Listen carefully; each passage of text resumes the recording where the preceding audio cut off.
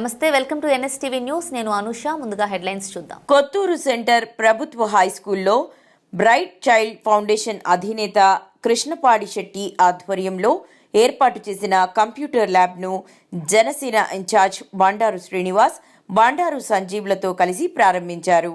ఈ సందర్భంగా ఆయన మాట్లాడుతూ బ్రైట్ చైల్డ్ ఫౌండేషన్ యాజమాన్యాన్ని అభినందిస్తూ రాష్ట్రం మొత్తం జరగనున్న ఈ కార్యక్రమం మొదటగా ఆలమూరు నుండి ప్రారంభం కావడం ఆనందంగా ఉందన్నారు.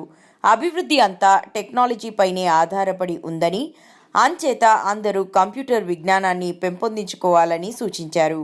నాడు చంద్రబాబు నాయుడు బీజం పోసిన హైటెక్ సిటీ నేడు హైదరాబాద్ను ప్రపంచ పటంలో నిలబెట్టిందని గుర్తు చేశారు.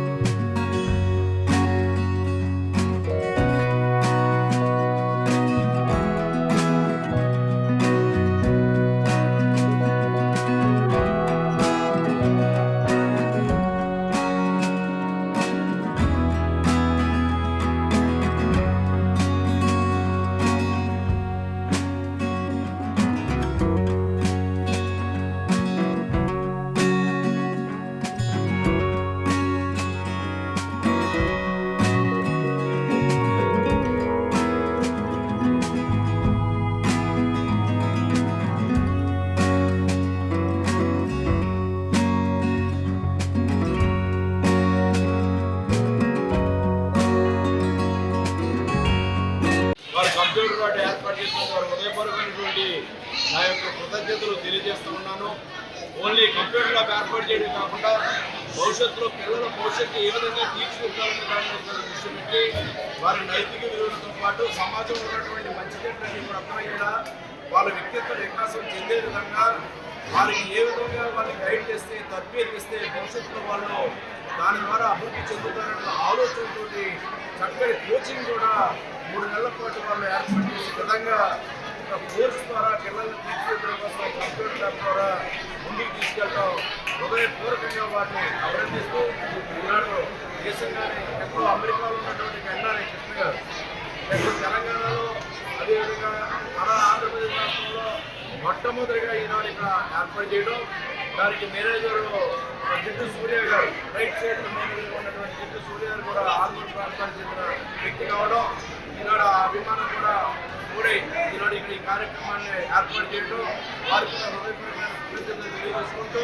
పిల్లలందరూ చక్కగా దీన్ని ఉపయోగించుకోవాలని, దీన్ని ఉపయోగించిన వారు లబ్ధి పొందాలని, మరి భవిష్యత్తులో ఎదగాలని కోరుకుంటూ ఆశీర్వదిస్తూ రైట్ చేతికి శుభాకాంక్షలు తెలియజేస్తాను. దీన్ని ముందుకు తీసుకెళ్ళాలి. ఈరోజు ఒక స్కూల్లో పెట్టారు. మీ ఎన్ఆర్ఐ మీ ఫౌండర్ చైర్మన్ గారితో కూడా మాట్లాడి సూర్య గారిని కూడా రిక్వెస్ట్ చేస్తూ ఉన్నాను. అవకాశం ఉన్న మట్టికి ఇంకా ఎన్ని స్కూళ్ళు మీరు చేయగలిగితే అన్ని స్కూళ్ళు కూడా మన నియోజకవర్గంలో చేయాలని ఈ సందర్భంగా మిమ్మల్ని కోరుతూ ఉన్నాను. అవసరం మీ చైర్మన్ గారు కూడా ఎక్కడ మీరు ఇండియాకు వచ్చినప్పుడు తీసుకొస్తే వారిని కూడా చూస్తారు. ఏ విధమైన సపోర్ట్ సహకారం కావాల్సిన మేము ఇస్తాం. మీ సహాయం అందించమని కోరుతూ ఉన్నారు. ఎందుకంటే షెడ్ వచ్చి చూశాను, నేను ఎప్పుడో వచ్చాను, అది రాలేదు. కొన్ని రూములు పెట్టాం, అప్పుడే వచ్చాను. గతంలో ఎమ్మెల్యేగా ఉన్నాను. మళ్ళీ ఈసారి గెలిచాక ఇదే రావట్లేదు. వస్తే షెల్టర్ కట్టారు. ఎవరు కట్టారు? దాసర్ గారు కట్టారని తెలుసుకొని వచ్చి చూడలేదు. మరి దాసర్ కళ్యాణేశ్వరరావు గారు 15 లక్షల రూపాయలతో హై స్కూల్ పరిస్థితి చూసి వాటర్ షెడ్, ఈ రేకు పందిరి నిర్మించారు. వారికి కూడా హృదయపూర్వకమైనటువంటి మా యొక్క అభినందనలు, కృతజ్ఞతలు మనం తెలియజేస్తున్నాం. అదేవిధంగా స్టేజు, మైకు మనకు ఆల్మోస్ట్ శ్రీమంతుడు ఉన్నారు పాపారావు గారు. ఏదైనా ఎక్కడ ఏ విధమైన ఈ గ్రామంలో ఆర్థికంగా సహాయం చేయాలన్నా ముందుకు వస్తూ ఉంటారు. వారు స్టేజీ మైక్ ఇచ్చారు. మరి అందించిన పాపారావు కూడా హృదయపూర్వకమైనటువంటి కృతజ్ఞతలు, అభినందనలు తెలియజేసుకుంటూ, మరి పిల్లలు స్కూలే కదా అనుకోకూడదు మనం. ఆ స్కూలే రేపు గ్రామంలో భావి భారత పౌరులు. మనకి రేపు పొద్దున దారి చూపించే వెలుగులు.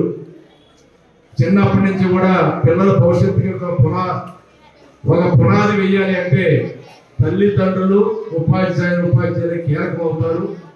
దాని ముందుకు తీసుకెళ్ళాలి. ఇలాంటి సంస్థలు బ్రైట్ చైల్డ్ సంస్థలు ముందుకు రావడం, మరిన్ని కార్యక్రమాలు ఏర్పాటు చేయడం, వాళ్ళని అభినందిస్తూ ఇంకా వాళ్ళు గ్రో అవ్వాలి. వాళ్ళు ఇంచుమించు 22,000 మంది టార్గెట్ మీరు పెట్టుకున్నారు. 1,22,000 మందిని పిల్లలకి ఉపయోగించి టార్గెట్ పెట్టుకున్నారు. ఈ ఇయర్ 8,000 మందిని 15,000 మందిని టార్గెట్ పెట్టుకున్నారు. ఇటువంటి చేయాలి. అలాంటి సంస్థలు బాగుండాలి, వాళ్ళు 10 మందికి ఉపయోగపడాలి అని కోరుకుంటూ, హాస్పిటల్ రివ్యూ ఉంది. అప్పుడు ఆల్రెడీ 12:30 అయింది. చక్కగా ఈ కార్యక్రమం నిర్వహించిన ఈ ప్రధాన ఉపాధ్యాయులు అప్పాజీ గారు, ఉపాధ్యాయులు గ్రామ పెద్దలకు అందరికీ నా ధన్యవాదాలు తెలియజేసుకుంటూ, నాకు ఈ అవకాశం కలగజేసినందుకు, ఈ సంస్థ చేస్తున్న కార్యక్రమాన్ని పిల్లలు చక్కగా ఉపయోగించుకోవాలని కోరుకుంటూ ధన్యవాదాలు.